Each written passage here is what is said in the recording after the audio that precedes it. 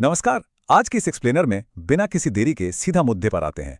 जब भी आधुनिक भारत की नींव की बात होती है ना, तो अक्सर महात्मा गांधी या जवाहरलाल नेहरू जैसे जाने पहचाने चेहरे ही हमारे जहन में आते हैं। लेकिन असल में इस राष्ट्र के एक और बेहद अहम छिपे हुए निर्माता भी थे, जिनके बारे में आज हम गहराई से बात करेंगे। अब यहाँ एक बड़ा सवाल उठता है, आधुनिक भारतीय राज्य को वास्तव में जमीनी स्तर पर किसने एकजुट किया?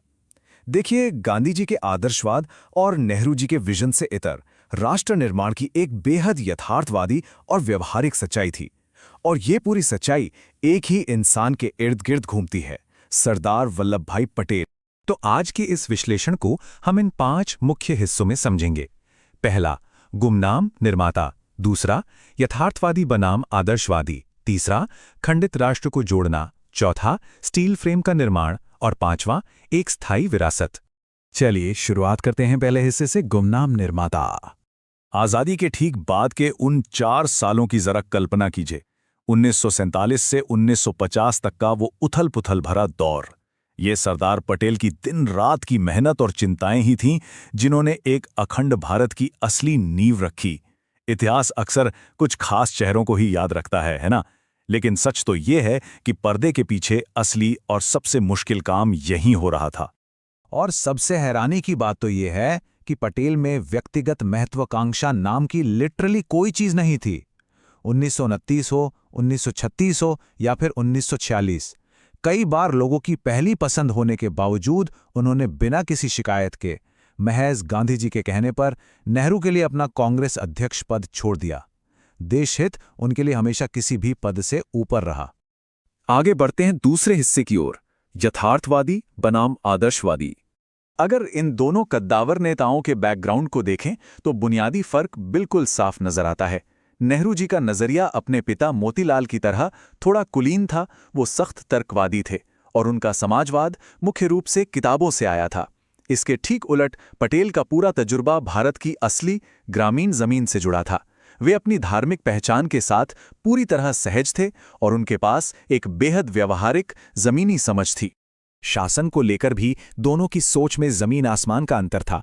नेहरू मानते थे कि कुलीनता के जरिए जनता को नए विचारों की ओर खींचा जा सकता है, लेकिन पटेल उधार की विचारधाराओं वाली किसी भी क्रांति के सख्त खिलाफ थे। उनका पूरा भरोसा नागरिकों के रोजमर्रा के लोकतांत्रिक फैसलों पर था। अर्थव्यवस्था पर भी पटेल का स्टैंड एकदम क्लियर था। राष्ट्रीयकरण से पहले उद्योगों का स्थापित होना जरूरी है, जबकि नेहरू सरकारी कंट्रोल के पक्ष में ज्यादा थे। अब आते हैं तीसरे और सबसे अहम हिस्से पर, एक खंडित राष्ट्र को जोड़ना। ये चुनौती कितनी विशाल थी, जरा इस आंकड़े से समझिए। लगभग 560 रियासतें। भारत सिर्फ एक आजाद देश नहीं बना था, बल्कि सैकड़ों छोटे छोटे टुकड़ों में बटा हुआ था। इन सबको एक भारतीय संघ में पिरोना उस वक्त ये काम लगभग नामुमकिन माना जाता था। एक बिखरे हुए नक्शे को एक साथ जोड़ने की ये चुनौती सच में डराने वाली थी। लेकिन सरदार पटेल का विजन और तरीका बिल्कुल सधा हुआ था। इसके 3 मुख्य कदम थे। पहला, कानूनी और कूटनीतिक हथियारों का बहुत ही चतुराई से इस्तेमाल। दूसरा, जूनागढ़ और कश्मीर जैसे मुश्किल मामलों में बिना हिचकिचाहट के कड़े कदम उठाना। और तीसरा, प्रशासनिक सुविधा के लिए छोटी छोटी रियासतों को मिलाकर बड़े राज्य बना देना। कूटनीति का ये एक मास्टर क्लास था।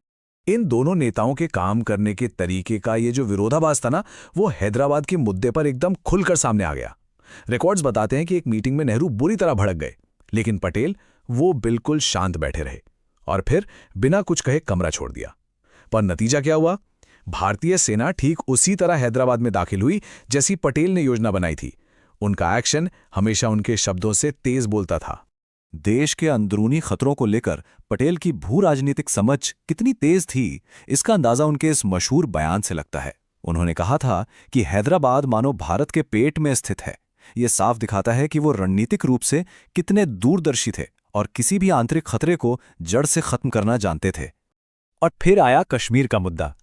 पटेल ने नेहरू को साफ साफ चिताया था कि इस मामले को संयुक्त राष्ट्र में मत ले जाइए, पर जब उनकी ये सलाह नजरअंदाज कर दी गई तो पटेल ने अपनी तीखी नाराजगी जाहिर की। उन्होंने संयुक्त राष्ट्र सुरक्षा परिषद पर तंज कसते हुए उसे सीधे इनसिक्योरिटी काउंसिल यानी असुरक्षा परिषद कह डाला। चलिए अब आते हैं चौथे हिस्से पर, स्टील फ्रेम का निर्माण।